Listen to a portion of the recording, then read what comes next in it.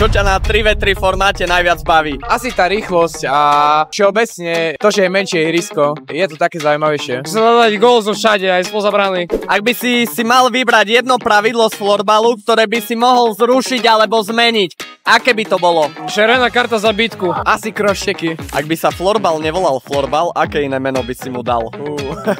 Neviem vôbec. Nejaká blbosť. Metlobal.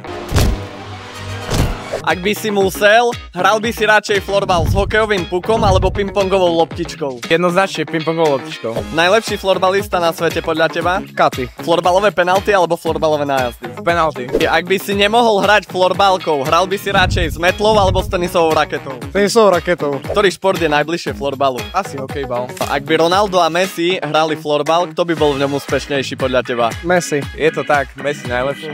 Ako by si opísal florbal niekomu, kto ho vôbec nepozná a nikdy nevidel? Deravý hokej. Aký je tvoj najobľúbenejší florbalový tím vo svete? Storveta. Marko.